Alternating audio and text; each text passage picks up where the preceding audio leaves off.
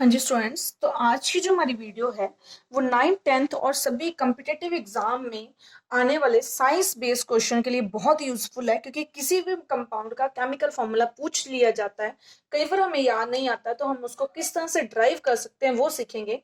Magnesium chloride सबसे पहले हम ड्राइव करेंगे कि मैग्नीशियम क्लोराइड का फॉर्मूला कैसे बनता है।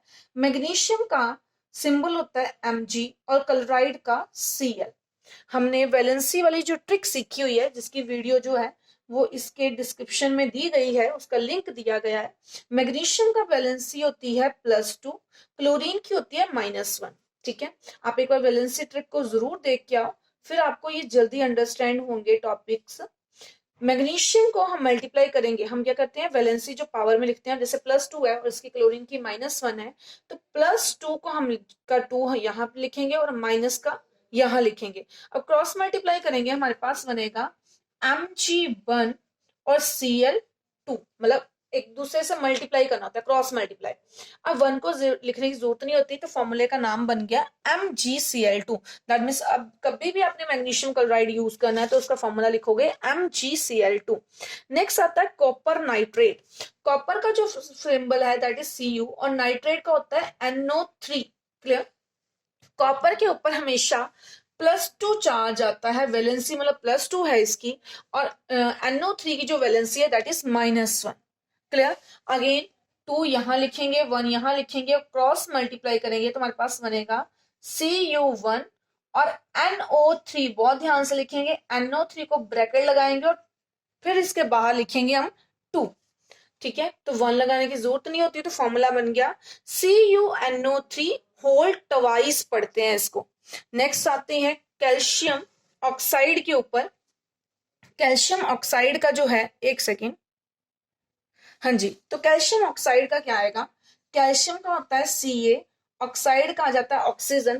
कैल्शियम का जो एटॉमिक नंबर है वो होता है एटॉमिक नंबर नहीं, वैलेंसी करवा रही हूँ, इसका होता है +2 वैलेंसी, इसकी -2। अगेन यहाँ पे लिखेंगे 2, यहाँ पे भी लिखेंगे 2 और क्रॉस मल्टीप्लाई कर देंगे। इसको बहुत ध्यान से अंडरस्टैंड करना है। क्लियर। तो ये हमारे पास बनेगा Ca2 एंड O2। आपने यहां पे नहीं इसको छोड़ना। क्लियर। आपने क्या करना है, 2 लेना है कॉमन और ये बन जाएगा CaO। तो इसका जो सिंबल है वो सिंपली CaO लिखेंगे, मतलब जो फॉर्मूला है कैल्शियम ऑक्साइड का वो सिर्फ CaO है। क्लियर।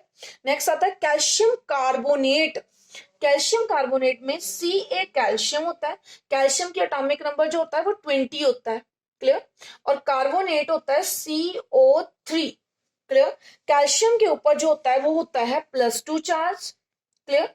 और जो कार्बोनेट है इसके ऊपर होता है चार्ज -2, इस तरह से। तो ये हमारे पास बनेगा, अगेन 2 यहाँ पे, 2 यहाँ पे, क्रॉस मल्टीप्लाई करेंगे, ये बन जाएगा Ca2 CO3 अगेन 2। तो हम क्या करते हैं, 2 को निकाल लेते हैं कॉमन। 2 को कॉमन निकालने के बाद हमारे पास बनेगा CaCO3, ब्रैकेट लगाने की जरूरत नहीं रही, हमारे पास बनेगा CaCO3। तो सिंपल जो इसका नाम हम यूज करेंगे, जो फॉर्मूला यूज करेंगे वो आएगा CaCO3। क्लियर। एक थोड़ा सा कंसेप्ट है जो मैं और क्लियर करवाऊंगी आपको इसमें, वो है कि ये प्लस और माइनस चार्जेस का मीनिंग क्या है।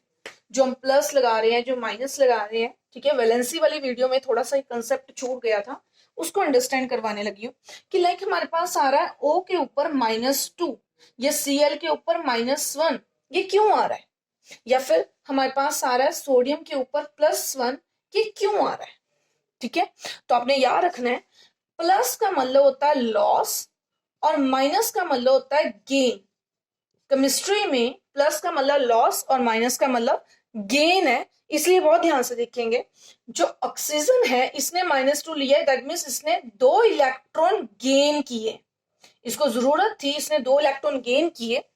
क्लोरीन के ऊपर -1 होने का मतलब है कि इसने 1 इलेक्ट्रॉन को गेन किया। क्लियर।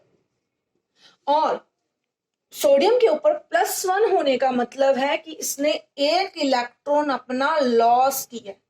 अब क्या जरूरत पड़ गई इन एलिमेंट्स को इलेक्ट्रॉन्स को लॉस करने की या गेन करने की, इसको अंडरस्टैंड करेंगे। सोडियम का जो एटॉमिक नंबर है Na का वो होता है 11।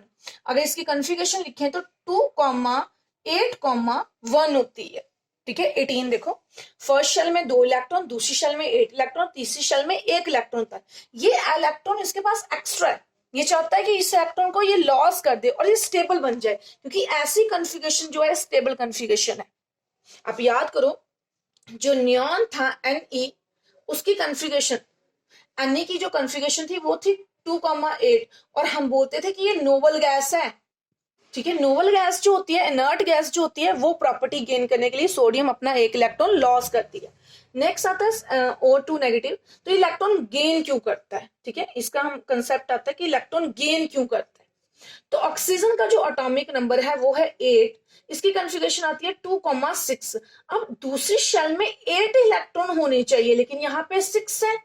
कितने इलेक्ट्रॉन्स की जरूरत है, नीड कितने की है, जरूरत कितने की है, 2 इलेक्ट्रॉन्स की। तो ऑक्सीजन क्या करता है, 2 इलेक्ट्रॉन गेन कर लेता है, इसलिए इसके ऊपर -2 चार्ज आता है। क्लोरीन की बात करते हैं, क्लोरीन का एटॉमिक नंबर होता है 17, कॉन्फ़िगरेशन बनती है 2,8,7। क्लियर।